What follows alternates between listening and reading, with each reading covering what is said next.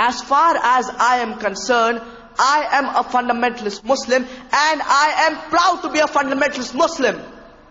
Because I know and I strive to follow the fundamentals of Islam. And I know that there is not a single fundamental of Islam which is against humanity as a whole. I challenge any human being to point out a single fundamental of Islam which is against humanity as a whole. There might be some fundamentals which someone might think they are against humanity. But the moment you give the logical background, there is not a single fundamental of Islam which is against humanity as a whole. When we go back in history, according to the Webster Dictionary, fundamentalist was first used to describe a group of American Protestant Christians who protested against the church. The Christian church, they believed that the Bible was the Word of God. These American Protestant Christians, they not only believed that the Bible was the Word of God, but they believed that every word, every letter of the Bible, it is the Word of God. If anyone can prove every word, every letter of the Bible is the Word of God, then this movement is a good movement. Whereas on the other hand, if anyone can prove that the Bible is not the Word of God, then this movement is not a good movement. According to the Oxford Dictionary, fundamentalist is a person who strictly adheres to the ancient doctrine of any religion. And in the revised edition of the Oxford Dictionary, fundamentalist is a person who strictly adheres to the ancient doctrine of any religion, especially Islam. This word, especially Islam, has been added in the revised edition of the Oxford Dictionary.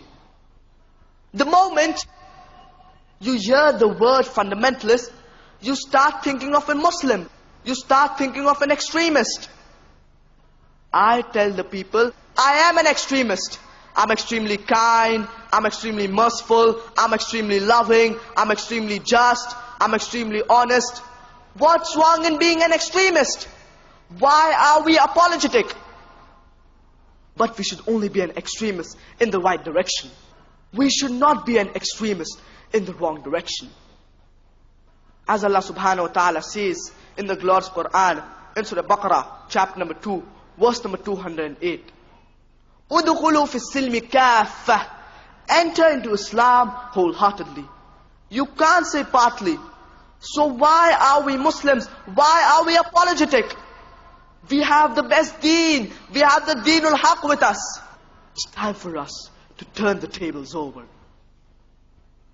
The third misconception is that Muslims are terrorists. What is the meaning of the word terrorist? Terrorist by definition means a person who causes terror. Whenever a robber sees a policeman, he is terrified. So for the robber, the policeman is a terrorist. Whenever any criminal sees a policeman, he is terrified. So for the criminal, the policeman is a terrorist. Whenever any robber sees a Muslim, he should be terrified. Whenever any rapist sees a Muslim, he should be terrified. Whenever any anti-social element sees a Muslim, he should be terrified. Like the police, every Muslim should be a terrorist to the anti-social elements. I'm aware that this word terrorist, it is more commonly used to terrorize an innocent human being. In this context, no Muslim should ever terrorize any innocent human being. And many a time, two different labels are given to the same person for the same activity. 60 years back, when the Indians were ruled by the British government, and there were people who were fighting for the freedom of the country. And these people, by the British government, they were called as terrorists. Whereas by the common Indians, they were called as freedom fighters, as patriots. Same people, same activity, two different labels. If we agree with the view of the British government that the Britishers had tried to rule over India, then you would call these people as terrorists. Whereas, if you agree with the view of the common Indians that the Britishers had come to do trade, they had no right to rule over us, then you would call these people as freedom fighters, as patriots. Same people, same activity, but two different labels. Allah subhanahu wa ta'ala says in the glorious Quran, in Surah Hujurat, chapter number 49, verse number 6, يا أيها الذين آمنوا إن جاءكم فاسق بنبأ فتبينوا أن تصيبوا قوما بجهالة فتصبحوا على ما فعلتم نادمين. O you who believe, when a message comes to thee, check it up before you pass it on to the third person. We have the example of the American Revolution that took place in 1775. George Washington, by the British government, he was called as terrorist number 1. And later on, he becomes the president of USA. Imagine terrorist number 1 becoming the president of USA. And he happens to be the godfather of all the presidents, including George Bush. We have the example of Nelson Mandela, when South Africa was ruled by the white apartheid government. Nelson Mandela was imprisoned in Robben Islands for more than 25 years. And by the white apartheid government, he was called as terrorist number 1.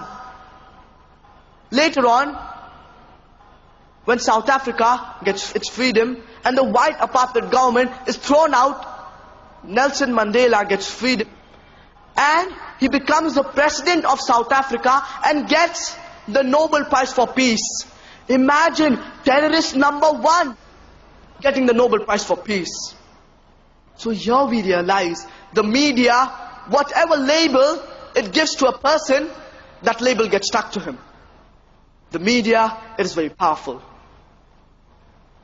It can turn black into white, white into black, hero into villain, villain into hero. This is the power of the media. We Muslims, we are very backward. We need to use the same media, we have to make it halal, to strive to convey the message of Islam. And I do know that 99% things what come on the television, they are haram. But we need to use the same media, we have to make it halal, to strive to convey the message of Islam. See, today is the age of science and technology. The youngsters, they are going on the wrong track. We need to use the same media to bring the youngsters on the right track. And as long as we are within the purview of the Islamic Sharia, we need to use the same media, we have to make it halal, to convey the message of Islam to the non-Muslims, to those who are unaware of it. The fourth misconception is that Islam was spread by the sword. Islam comes from the root word salam, which means peace. It is also derived from the Arabic word silm, which means to submit your will to Allah subhanahu wa ta'ala. Thus Islam means peace acquired by submitting your will to Allah subhanahu wa ta'ala. Islam was spread by the sword. Peace was spread by the sword. It's rather contradicting. Each and every human being in this world, he's not in the favor of maintaining peace. There are many who would like to disrupt it for their own gains. Therefore, force has to be used in order to promote peace and justice in the country. Similarly, in Islam, force can be used at the last resort in order to promote peace and justice in the country. And the best reply to the misconception that Islam was spread by the sword is given by the famous historian Dilasi O'Leary in the book Islam at the Crossroad. On page number 8 he says that history makes it clear that however the legend of fanatical Muslims sweeping across the world, forcing Islam at the point of the sword over conquered races, is the most fantastic, absurd myth that historians have ever repeated.